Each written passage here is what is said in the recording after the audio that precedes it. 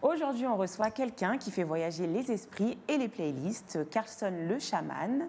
C'est un univers à part entre rituel, énergie, spiritualité et musique. Il transforme les vibrations en sons et les sons en émotions. Sur scène comme ailleurs, il mélange les mondes, les styles et les ondes positifs. On va parler de musique, de création, de spiritualité et essayer de comprendre comment tout ça s'accorde aussi bien. Comment tu vas, Carlson? Ça va super bien, je suis content d'être avec vous dans Urban Flow. Très oui. belle présentation, les énergies sont déjà alignées, on peut aller droit dans le mille. Ah, si on a ta bénédiction, c'est que tout va bien, en tout cas. En tout cas, moi, je suis très contente de t'avoir aujourd'hui parce que je te suivais sur les réseaux sociaux depuis quelques années, dans ton autre rôle, justement, le chaman. On va en parler tout à l'heure. On va parler aussi, justement, de ton ancien album qui a paru en 2022, justement, qui est un projet qui s'appelle Troisième œil 2.0, Chamad Mode, si je ne me trompe pas, sous le nom Carlson. En fait, là, il y avait l'album Troisième œil et la réédition, c'était Troisième œil 2.0, Shaman Mode. Sous le nom Carlson. Exactement. D'accord. Donc, tu as sorti depuis lors plusieurs titres, mais on va en parler plus profondément tout à l'heure. En attendant, comme j'aime le dire et que vous le savez très bien, petit retour en images, Magnéto Serge. Il y a des joueurs comme ça où tout est aligné. Les chakras, les astres. Je sais que je suis le meilleur, personne peut me dire le contraire. Non, je me compare à personne à part celui que j'étais hier. Rien m'est impossible car j'ai confiance en l'univers. Parfois je perds le nord, regarde ce monde tourne à l'eau. Le ciel et les étoiles. Shaman Babalao transforme les yako en bravo. Yako, yako, yako. Yako, yako, yako. Les problèmes y'en a trop, j'ai pas le temps pour tes yako. Yako, yako, yako. Yako, yako, yako. Avant c'était yako, aujourd'hui j'entends des bravos chez tes Alors, donc, Carlson, on va rentrer vivre dans le sujet directement. Alors, Carlson, à quel moment exact tu t'es dit, OK, je suis un artiste, mais aussi un chaman, après un rêve mystique ou une mauvaise nuit? C'est deux phases différentes. Ok, je suis un artiste, c'est depuis très petit. Il faut savoir que moi, la musique, la première phase quand j'ai commencé la musique, c'était vraiment thérapeutique. J'ai connu une perte. J'ai perdu mon père très tôt. Yako. Et pendant longtemps, je me posais beaucoup de questions, la vie, la mort, pourquoi il est parti, j'avais que 5 ans, blablabla. Et la musique, ça a été mon premier exutoire. Donc j'écrivais, même ma toute première chanson, si les connaisseurs fouillent, jusqu'à dans MySpace là-bas, la chanson elle s'appelle Papa si tu m'entends. Je parlais déjà à truc. Et donc maintenant à vouloir parler à mon père dans la musique, tu commences à vouloir parler à d'autres sphères, d'autres dimensions. Et ça a été aussi le chemin vers le chaman. Le côté spirituel. Justement, la musique a été comme un médicament, on veut dire.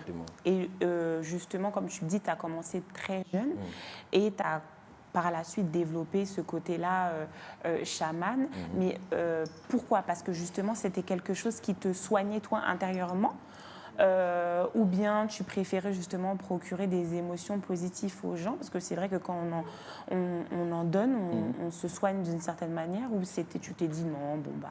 Donc là, on parle de côté musique ou le côté chaman? Côté chaman. Les deux se rejoignent après. Côté chaman. Le côté chaman, en vrai, c'est pendant le Covid. D'accord. Donc là, je vais faire une dédicace à un de mes gars même, mais vous connaissez peut-être, il y a un animateur, je ne sais pas si je peux dire le nom d'autres animateurs ici, mais bref, Chris d'Iconic, qui est un ami à moi. Et il m'a dit un jour, Carlson, à chaque fois que je te vois, tu me parles de trucs, de vaudou, de sorcellerie, de voyages astro. Il faut que tu parles de ça sur les réseaux. Il y a trop de gens que ça pourrait intéresser. Il faut que tu parles de ça dans la musique. C'est lui qui m'a fait ce déclic-là.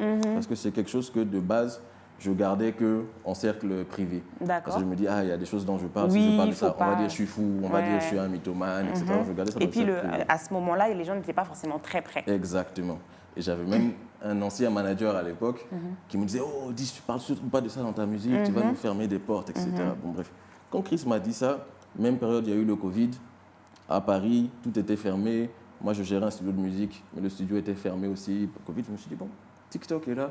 J'ai sorti mon téléphone, j'ai commencé à parler d'énergie, de manifestation, d'affirmation positive, de méditation, de voyage astro, troisième œil, tout ça. Et puis ça a pété. Et ça a pris, ça a explosé. Mais c'était rien de nouveau pour moi.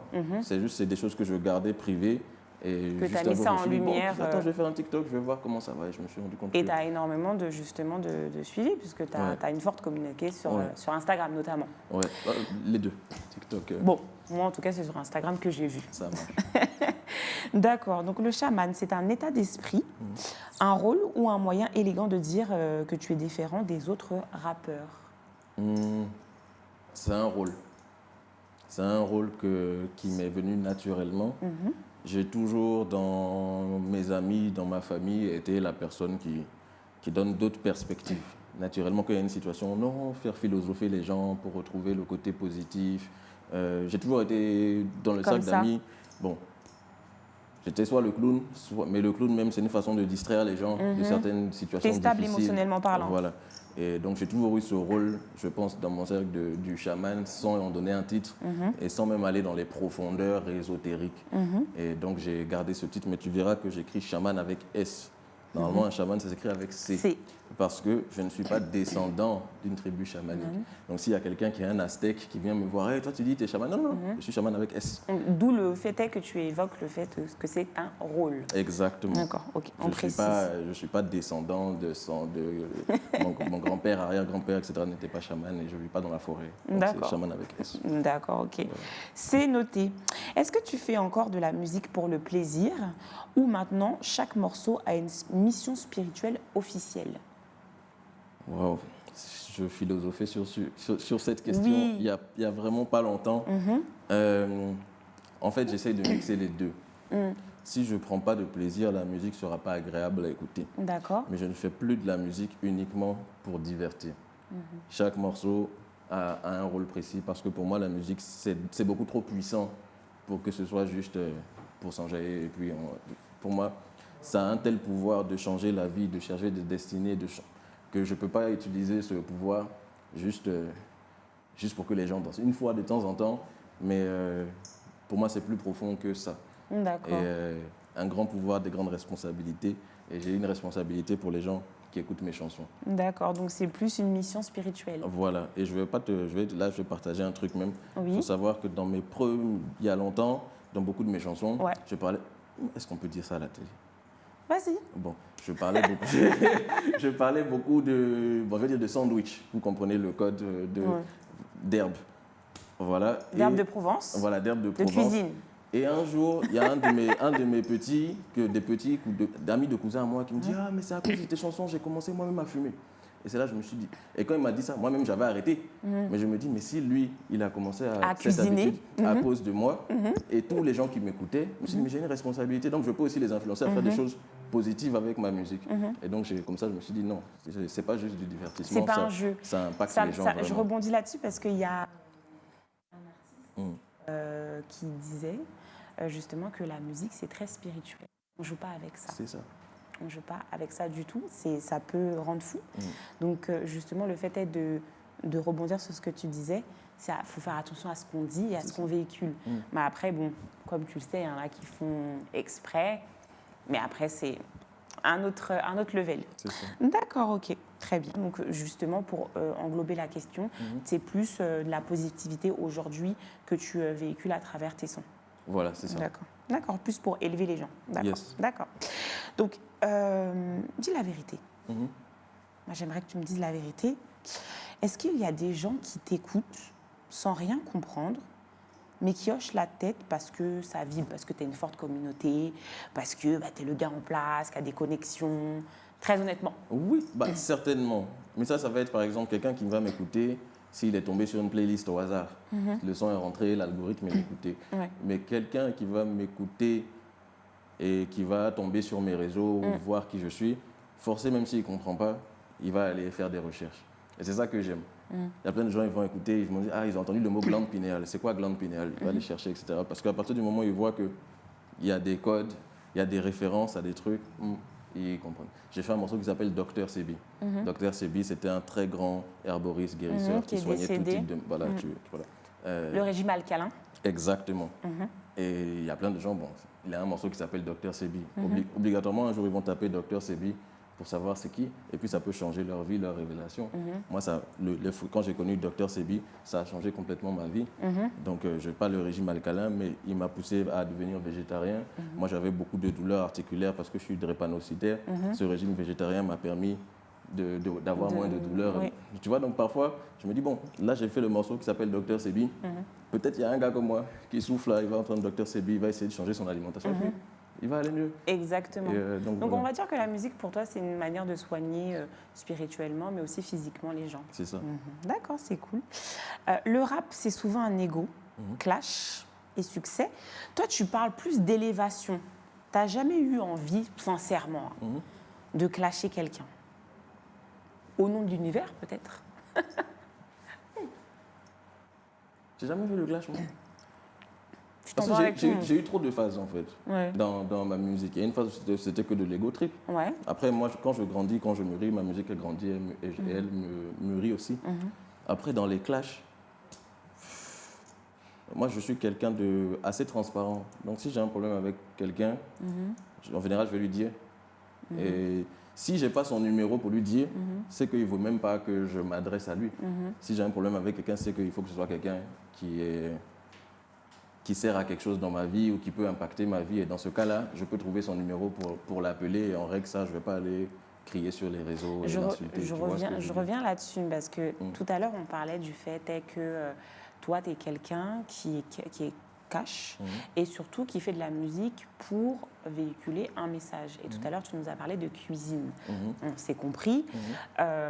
Si justement, tu as un ami aujourd'hui qui est rappeur, je ne sais pas moi, qui est artiste, et qui véhicule un message qui n'est pas forcément dans ta lignée et qui on va dire, qui te titille d'une certaine manière, toi, tu ne vas pas forcément répondre en chanson aussi, parce que tu es aussi rappeur quand même. C'est aussi le rôle d'un rappeur de répondre. Ah, mais là, c'est différent. Si quelqu'un me clash dans une chanson, mais je vais répondre. Mais je vais répondre pas dans un clash ce sera pas dans un truc de palabre, ce sera dans un exercice de style. Donc ça, ce sera, oui, je vais répondre. Mais là, je pensais est-ce que c'est moi qui allais aller clasher quelqu'un? Non. Mais si quelqu'un me lance une pique dans une chanson, surtout si c'est pertinent. Si c'est juste, il m'insulte. Bon, mais s'il dit un petit truc, c'est intéressant, il m'a piqué sur un truc qui est vraiment réel, etc., je vais répondre, je vais essayer de jouer avec le truc. Mais en vrai, de manière générale, c'est très rare que des gens, bon, à part des commentaires, mais des gens réels, entre guillemets, qui ne sont pas derrière leur écran, en train de mettre des commentaires et des photos anonymes, il n'y a jamais personne qui m'agresse. Tu as une bonne énergie. J'ai une énergie que... Voilà, même dans la rue, même à l'époque, même quand j'étais adolescent, si à un moment il y a palabre, quelqu'un qui nous cherche des trucs, c'était jamais sur moi. Il pouvait y avoir un gars qui était plus gaillard que moi, même plus bagué. Moi, je suis peut-être plus faible physiquement, mais l'énergie que je dégageais fait que c'est jamais vers moi qu'on dirige certains trucs négatifs, tu vois. D'accord, ok. Donc, j'ai cette chance et je ça ne te concerne pas. Ça ne te concerne pas en tout cas. Sur Instagram, tu inspires beaucoup de monde. Mais est-ce que parfois tu te dis, mais est-ce qu'ils ne me prennent pas un peu trop au sérieux ces gens-là? Si. Si. J'ai des exemples où une fois j'ai eu quelqu'un qui a une maladie mentale. Ouais. Mais diagnostiquée. D'accord. Et non, mais est-ce que tu peux pas faire un truc comme moi pour guérir ma schizophrénie? Je ne sais pas si on peut dire ça à la télé. Schizophrène? Ah ouais. Et moi, ça, c'est ma limite. Je dis, même quand j'ai quelqu'un, je dis, est-ce que tu es dépressif? Est-ce que tu es schizophrène? Est-ce qu'il y a des choses cliniques? Ce n'est pas la spiritualité qui va t'aider. Ça. Tu peux guérir le corps, tu peux guérir le mental, tu peux guérir l'esprit. Guérir le corps, tu vas voir un ostéopathe, un chiropracteur. Guérir le mental, va voir un psychologue. Si tu vois ce que je veux dire? Ou un psychiatre. Moi, je suis là pour aider le cheminement de ton âme, mais je ne peux pas guérir ta maladie mentale. J'ai des limites. Parce qu'il y a même des gens, parfois j'ai des... Par exemple, en consultation, quand je fais les accompagnements, je ne prends pas de mineurs. Oui, bien sûr. Quand quelqu'un me dit, tu as quel âge? Dans ce cas, c'est ton papa ou ta maman qui n'a qu'à m'appeler pour me dire, prends mon fils. Parce que tu vas dire des trucs qu'ils ne vont pas bien comprendre. Ensuite, il est arrivé quelque chose au petit. C'est toi. Je fais très attention à ça. D'accord, d'accord, ok. On va faire un mix, la musique vs la spiritualité, parce que tu arbores plusieurs casquettes, pas deux, parce que bon, on sait que quand on te regarde, il y a plusieurs univers qu'on n'a pas explorés, mais on va juste recentrer sur les deux. Si demain tu devais choisir plus jamais faire de la musique ou plus jamais parler de spiritualité, tu sacrifierais quoi?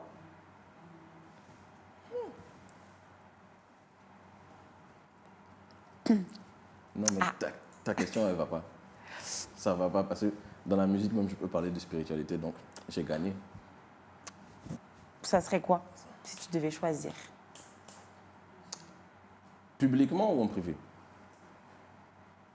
Publiquement. Publiquement? Bon, pour moi, au bout d'un moment, quand tu as véhiculé tous les messages, tu peux te taire. Et puis tu laisses l'univers véhiculer le truc. Donc peut-être que je pourrais dire j'arrête.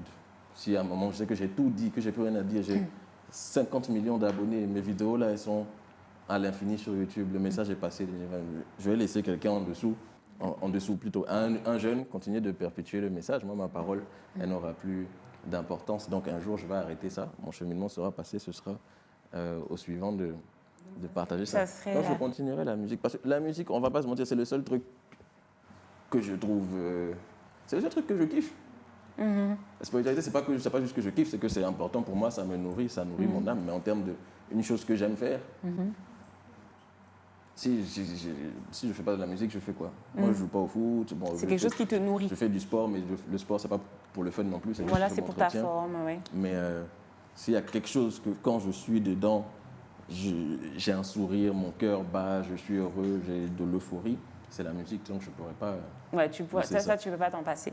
D'accord, ok. En plus, maintenant, j'ai ma fille et je lui montre un peu les trucs. Je l'emmène en cabine, en studio avec moi. Elle a 2 ans, mais elle capte déjà beaucoup de choses. Beaucoup de choses, très bien. Bah, si tu l'emmènes dans ce cheminement, c'est très bien. Donc, si j'arrête la musique, je ne pourrais pas la guider sur ma voix. D'accord. Est-ce que Carlson, le chaman, doute encore? Ou le doute, c'est pour les gens qui n'ont pas ouvert leur 3e œil, puisque tu en parles beaucoup. Je doute. Faut juste apprendre à stopper le doute. Mais il revient tout le temps. Mais quand le doute arrive, c'est des questionnements qu'on se pose. Ce doute-là, est-ce que c'est une peur inconsciente? Est-ce que c'est une peur irrationnelle? Est-ce qu'il y a un risque? Quel est le risque? Enfin, chaque fois qu'il y a un doute qui s'installe, il y a un travail mental pour pouvoir le surmonter. Mais ce serait mentir que je dire que je doute pas, je doute souvent. Mais le doute ne m'empêche pas de faire ce que j'ai à faire. Ouais. On va rentrer un peu en profondeur. Carlson, c'est quoi le truc le moins chaman possible que tu fais dans la vraie vie? Netflix, honteux, malbouffe, procrastination, parce que tu véhicules un message très positif, très solaire, le mec avec les dreads, toujours de bonne humeur, etc. Mais est-ce que justement tu as ce côté un peu moins discipliné, on va dire? Le truc le moins chaman que je fais au quotidien. Ouais. J'ai besoin de quelques secondes, parce que je sais que je peux trouver... Vas-y.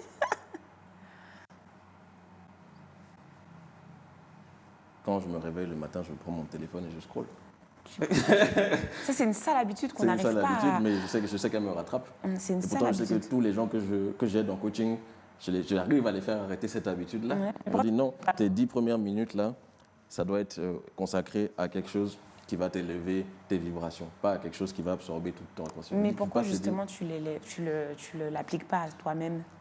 En fait, depuis la naissance de ma fille, toutes mes routines, je n'en ai plus. Puisque je vis un petit peu à son rythme, parfois elle se réveille, elle pleure, elle dort, c'est jamais la même heure, faut truc, etc. Que ma vie que j'avais, on pourrait dire, structurée, je me réveille, je fais ci, ensuite je fais ça, après je vais au sport, je reviens, je fais la musique, le soir c'est mes... Là, tout est un peu chamboulé. Et moi, quand je ne structure pas ma vie, j'arrive à reprendre des mauvaises habitudes plus facilement, où j'ai plus de mal à garder une discipline, comme la cuisine par exemple. Voilà, c'est ça. Non, la cuisine, c'est plus dans ma vie. Il n'y a pas de retour possible. Très bien. On va vriller un peu dans le côté musical, parce que c'est pour ça qu'on est là aussi. Hein. On ne va pas parler que du côté spirituel, même si ça en fait partie. Tout à l'heure, j'évoquais le fait que donc, depuis 2022, ça a quand même l'eau a coulé sous les ponts. Ça a sorti plusieurs titres. Là, tu es en Côte d'Ivoire avec nous. Est-ce que tu peux nous expliquer un petit peu ton aventure et qu'est-ce que tu as fait entre-temps? Est-ce que tu as une actualité? J'ai entendu dire que justement, tu allais faire un feat avec Medja. Yes, exactement. Le feat est fait. On a même tourné le clip. D'accord. Et est-ce que j'ai envie d'annoncer maintenant? Non, parce que je crois que l'émission va sortir après que ce soit sorti. On a fait le clip et c'est la nouvelle version de mon morceau qui s'appelle Yako. D'accord. Mon morceau, donc moi de base je suis rappeur. L'année dernière, j'ai sorti un morceau qui s'appelle Yako. C'était ma première tentative dans l'afrobeat, l'amapiano, etc. Et pour suivre un peu la vibes, ouais. Non, en fait, c'était même pas dans le but de suivre la vibe, c'est que moi, le rap dans ma vie, ça a toujours été là dans des moments difficiles, dans des moments d'adversité où je dois me surpasser. C'est là que j'avais l'inspi pour écrire. Depuis que mon cœur s'est apaisé, que je suis quelqu'un de beaucoup plus peace, depuis que tu as eu ta fille aussi, j'ai du mal à...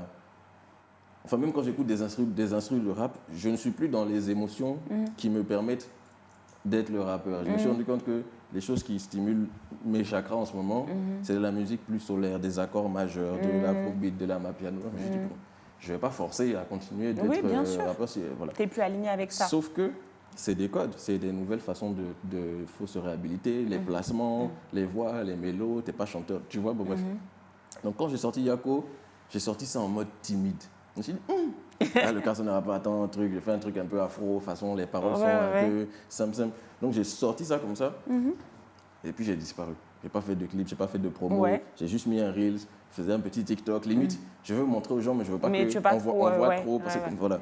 Mais le morceau a pris une ampleur, je me suis rendu compte que le morceau est écouté en tout cas, partout, qu'il y avait plein de TikTok dessus, et que surtout, ce morceau-là, même si en surface, ça a l'air d'être un morceau très léger, il y a des paroles qui sont très deep et qui ont touché le cœur de beaucoup de gens. Oui, quand je vois les gens, par exemple, il y a une phrase que ça peut être simple. Quand je dis dans Yako, parfois ça va pas trop, on se dit ça va aller. T'es pas à ta place, oh, il est temps de t'en aller. Cette phrase, t'es pas à ta place, il est temps de t'en aller. Il y a combien de gens qui sont dans des relations de femmes qui avec un mari qui les frappe, d'un gars qui avec une go qui la trompe, mais ils restent dedans au lieu d'essayer de s'en aller. Ils sont dans un travail où le patron les terrorise, ils sont en dépression, mais ils n'ont pas peur d'aller. Alors qu'en partant, ils peuvent trouver quelque chose de bien mieux. Sûr. Mais l'inconnu leur fait peur. Donc ils se disent, je préfère rester dans quelque chose que je connais, même si c'est mauvais. Exactement. Et cette phrase-là, je sais le nombre de témoignages qui me disent que... Ça, c'est vrai, grâce à toi, j'ai déménagé, j'ai cherché un truc, je n'étais pas à ma place dans cette ville, il n'y a que des racistes. Tu vois, non? Donc, je me suis dit, non, mais ce morceau-là, il faut que je lui redonne. Maintenant que j'assume plus ce type de musique, il faut que je lui redonne une nouvelle vie. Surtout que ça peut aider plusieurs personnes. Exactement. C'est comme on dit, celui qui ne prend pas de décision pour sa vie, l'a subi. Exactement. Et donc, tu parlais de casquette, moi, de base de formation, métier, je suis ingénieur du son. Et le morceau Yako, même tellement je l'avais bâclé, je l'ai sorti comme ça, il n'est même pas mixé, il y a des trucs. Donc, je me suis dit, attends, je vais tout le refaire, une nouvelle version, remixer, reposer. Mais au lieu de le sortir seul, je le sors avec un artiste qui va permettre que ce soit encore écouté par encore plus de monde. D'ailleurs, pourquoi Medja? Parce que je kiffe sa musique. C'est simple. En fait, je me reconnais trop en lui. Je vois ce truc, il compose, moi aussi je faisais des prods, il chante aussi, il rappe aussi, il est ingé son, il a bien plus d'autres talents. En traînant avec lui, j'ai découvert que monsieur est danseur, que truc, je dis, ah mon gars, c'est danseur, graphiste, qu'est-ce que tu sais pas faire, tu vois? En tout cas, au niveau de la musique, j'ai toujours été attiré par ça. Mais le fait est de la justement... musique qu'il fait, ça a été fluide. Moi, je lui ai envoyé plein de morceaux. Il m'a dit c'est ça que je veux. Et voilà, même pas une semaine, il m'a envoyé son couplet. Après, quand j'étais à Abidjan, on est retourné en studio ensemble. On a fait les touches finales. D'accord. Est-ce que justement, ce titre-là avec Medja, cette symbiose, comme je dis, parce que vous êtes tout de suite entendus, ça sera tiré d'un projet... un nouveau projet ou une réédition, un remix? Pour le moment, à la base, je partais sur un projet, puis j'ai changé d'idée. Je pense que 2026, je vais sortir un single par mois. D'accord. Donc 12, quand même, 12 morceaux prévus pour l'année. Ah, t'as du taf. Ouais. Mais c'est bien de se donner ce type d'objectifs. D'objectifs et de challenge. Et les respecter coûte que coûte. Il ne faut pas qu'il y ait le doute de me dire « Ah non, le morceau du mois de février n'est pas assez bon. » Non, tu sors. Sors seulement. Crée. C'est le channel, c'est les dieux qui envoient ça dans moi. Qui suis-je pour ne pas le diffuser au monde? D'accord. C'est comme tu dis, c'est mon doute qui parfois peut me dire « Ah non, le morceau n'est pas assez bien, mais je vais sortir, mais ça va aider des gens. » Donc tu sors le truc. D'accord, ok. Merci pour cette explication. Ok, Carlson.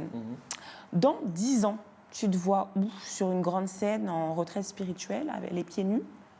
Ou sur scène, justement, devant un zénith avec plus de 20 000 personnes? Les deux. Les deux. Je quitte mon zénith devant 20 000 personnes et puis ensuite je m'en vais sur une plage, tranquille. L'un ne va pas sans l'autre. Les deux sont faisables. Aujourd'hui, tu peux te créer ta vie sur mesure. C'est à l'époque où les artistes ils étaient obligés d'être en tournée toute l'année et puis burn-out et puis tomber dans des trucs. Tu as besoin de ça justement pour être... Ton concert, tu prends soin de ta santé mentale et c'est faisable. Et dans 10 ans, c'est dans trop longtemps. On va dire dans 5 ans. Dans 5 ans, d'accord. Pour clôturer justement cette discussion, Carlson le chaman, c'est surtout un mec qui science beaucoup. Qui réfléchit beaucoup.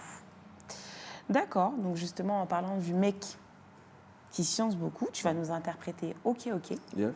Donc qui est un morceau que tu as écrit, qui fait partie justement de ton dernier EP, c'est bien ça? Yes, Rasta au rap. D'accord. Pour votre plaisir, chers téléspectateurs, et en attendant, moi, je vous fais un gros bisou et on se retrouve dans un prochain épisode d'Urban Flow. Ciao, ciao. À demain. Merci Urban Flow.